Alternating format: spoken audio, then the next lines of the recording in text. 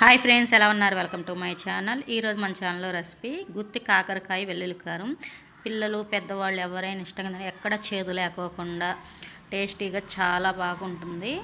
రైస్లోకి సూపర్గా ఉంటుంది. పప్పు కాంబినేషన్లో కూడా ఈ కాకరకాయ గుత్తి కాకరకాయ కారం బాగుంటుంది. దీన్ని ఎలా చేసుకోవాలో చూసేద్దాం. ఇవి వచ్చేసి 1/2 kg నేను కాకరకాయలు తీసుకున్నాను. పైన మనకి గరుగ్గా ఉంది కదా, ఆ పొట్టంతా తీసేస్తున్నాను. ఇలాగ మనం అన్నీ తీసేసుకొని ఒకసారి వాటర్లో క్లీన్ చేసేసుకోవాలి. మొత్తం అలాగే తీసేసుకోవాలి. ఇలా తీసుకొని ఒకసారి క్లీన్ చేసుకొని పెట్టుకుందాము. ఇప్పుడు మధ్యలోకి కాకరకాయ మధ్యలోకి ఇలా ఘాట్లాగా పెట్టుకుందాం. చాకు పెట్టేసుకొని అన్నీ ఒక 1/2 స్పూన్ పసుపు, ఒక 1/2 స్పూను సాల్ట్ వేసుకొని ఈ కాకరకాయలకి ఆ ఉప్పు పసుపు బాగా పట్టించి మనం ఒక పావు గంట పక్కన పెట్టుకుందాము. ఇలాగంతా బాగా దానికి పట్టించేసి పక్కన పెట్టేసుకుంటున్నాను. మసాలాకు వచ్చేసి ఎండు కొబ్బరి, పుట్నాల పప్పు, వెల్లుల్లి, ధనియాలు, జీలకర్ర, నువ్వులు, ఒక 20 ఎండుమిర్చి తీసుకున్నాను. ఇప్పుడు ప్యాన్ పెట్టుకున్నాను. స్టవ్ వెలిగించి ప్యాన్ పెట్టుకొని ముందు ఎండుమిర్చి వేసుకొని కొంచెం ఫ్రై చేసుకున్నాను. తర్వాత మసాలా దినుసులు మొత్తం వేసేసుకొని ఫ్రై చేసుకోవాలి. ఇప్పుడు ఒక రెబ్బ కరివేపాకు కూడా వేసుకొని ఫ్రై చేసుకున్నాను. ఒక 2 స్పూన్స్ నువ్వులు, తెల్ల నువ్వులు వేసుకొని ఫ్రై చేసుకొని ఒక ప్లేట్లోకి తీసేసుకున్నాను. ఇవి చల్లారాలి. ఇప్పుడు ఈ చల్లారేలోపు మనం ముందుగా ఉప్పు పసుపు వేసి పెట్టుకున్నాం కదా కాకరకాయలని, ఇలా గట్టిగా మనం పిండుకుంటే దాంట్లో ఉన్న వాటర్ అంతా వచ్చేస్తుంది. ఇలా పిండేయటం వల్ల ఇంకా చేదేమన్నా ఉంటే మొత్తం పోయిద్ది. ఇక్కడ మొత్తం నేను కాకరకాయలన్నీ ఇలాగ పిండేసుకున్నాను. ఇంకా చేదు అనేది ఇంకా ఉండదండి. ఇంకా ఇలా పిండుకుంటే మనకి పిల్లలు కూడా చక్కగా తింటారు. చేదు అనేది ఉండదు.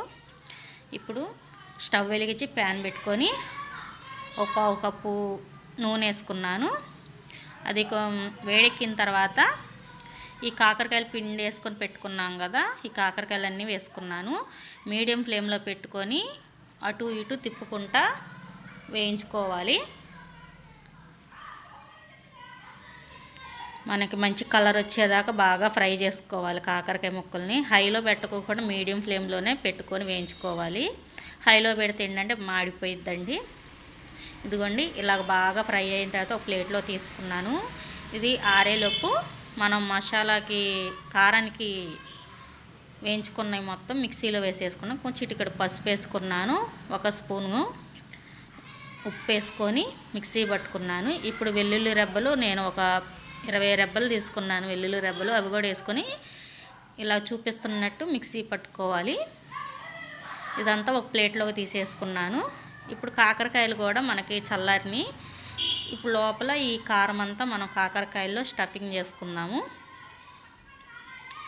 ఈ గుత్తి కాకరకాయ వెల్లుల్లి కారము పప్పు చేసుకున్నప్పుడు కూడా చేసుకుని చాలా బాగుంటుంది. సైడ్ డిష్గా కూడా రైస్లోకి బాగుంటుంది, పప్పులోకి కూడా మనకి సూపర్గా ఉంటుంది. ఇప్పుడు ఇవన్నీ నేను మొత్తం కాకరకాయలు పెట్టేసుకున్నాను. ఇప్పుడు కాకరకాయలు వేయించుకున్న ఆయిల్లోనే ఇంకొంచెం ఆయిల్ వేసుకున్నాను. ఆయిల్ వేడెక్కిన తర్వాత ఒక పెద్ద సైజు ఆనియన్ కట్ చేసుకొని వేసుకున్నాను. మనకు ఆనియన్స్ మంచిగా కలర్ రావాలి. ఇప్పుడు ఒక రెబ్బ కరివేపాకు వేసుకున్నాను. ఇదిగోండి, ఈ కలర్ వచ్చేసేయాలి. మంచి కలరు వచ్చేసిన తర్వాత మనం కాకరకాయలు ఏవైతే ఉన్నాయో అవి ఆయిల్లో వేసుకోవాలి. వేసుకొని ఒక 2 నిమిషాలు ఫ్రై చేసుకుందాము.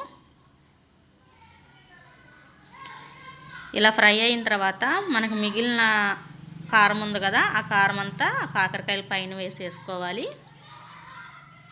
వేసుకొని ఒకసారి బాగా కలుపుకోవాలి. అంతే ఫ్రెండ్స్, రెడీ అయింది. గుత్తి కాకరకాయ వెల్లుల్లి కారం రెడీ అయింది. నా వీడియోస్ నచ్చితే లైక్ చేయండి, షేర్ చేయండి, సబ్స్క్రైబ్ చేసుకోండి ఫ్రెండ్స్. Bye friends.